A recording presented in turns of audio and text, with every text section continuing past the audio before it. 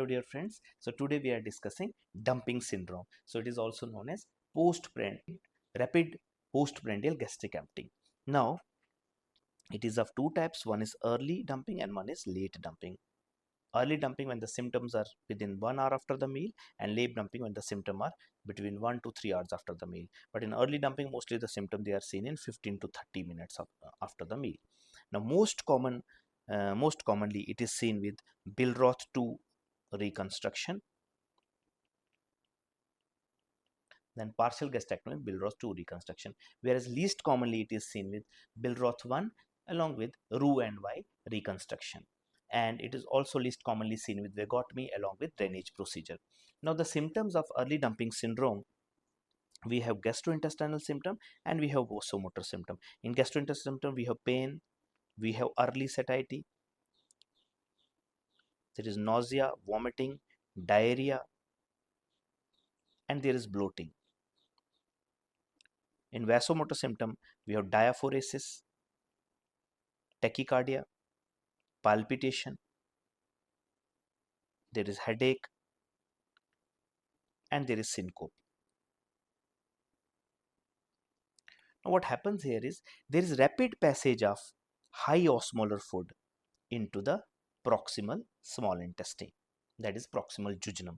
Now what happens there, this extracellular fluid, it shifts into the lumen and there will be luminal distension. Along with this, there is also activation of some hormones like neurotensin, vasointestinal peptide, GLP-1, there is insulin, there is glucagon. Now, when this extracellular fluid shifts into the lumen, the intravascular compartment fluid shift also occurs. The intravascular fluid shifts out. When there is shifting out of the intravascular fluid, there is decreased fluid in the intravascular compartment, which will lead to hypovolemia. Now these patients, so what we do, we ask the patient to lie down and infuse them with IV saline.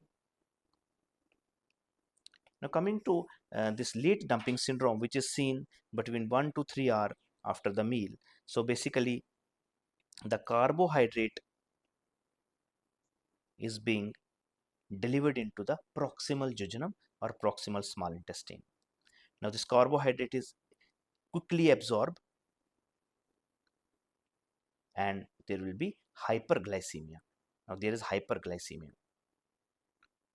Now because of this, the large amount of insulin is produced, and because of this overcompensation there will be hypoglycemia. This is refractory hypoglycemia. Now because of the hypoglycemia, the adrenal will release the catecholamines.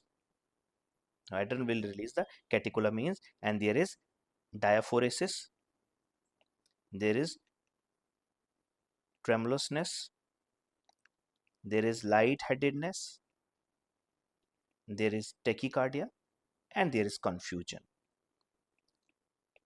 Now it is aggravated with exercise. So it is aggravated with exercise.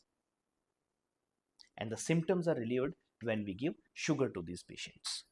Now, basically these are clinical diagnosis. So if we want to do some test, we have modified oral glucose tolerance test, in which we keep the patient overnight fasting and then we give 75 gram of glucose solution to the patient, and then after 30 minutes,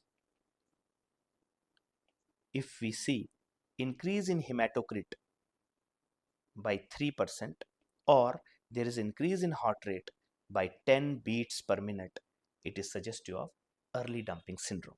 Whereas if the blood glucose, it falls less than 50 milligram per deciliter in 1 to 3 hours, it is late dumping syndrome. Dietary advices to the patient, we ask the patient to avoid food with sugars. So we avoid the food with large amount of sugars. Then take small meals, frequent meals which contain protein and fiber. And we have to take separate liquid and solid meals. So fluid should not be accompanied with the solid meals. So separate liquid and solid meals. Terms like diarrhea, we can give tincture of opium or Imodium. For nausea, meslizine can be given. Besides, we can also add acarbose to prevent hypoglycemia. Now we have a somatostatin analog, that is octreotide. Octreotide can also be used in these patients. Now surgery is basically depends upon what surgery has been done previously.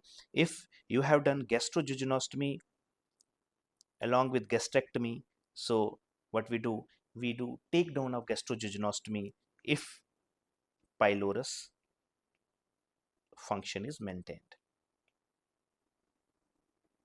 And if you have done Billroth 2 distal gastrectomy, what we do, we convert it into Billroth 1. So if you have done loop gastrojejunostomy, you convert it into Roux-en-Y gastrojejunostomy. Then we can also do interposition of antiperistaltic segment of jejunum. So interposition of antiperistaltic segment of jejunum can also be done.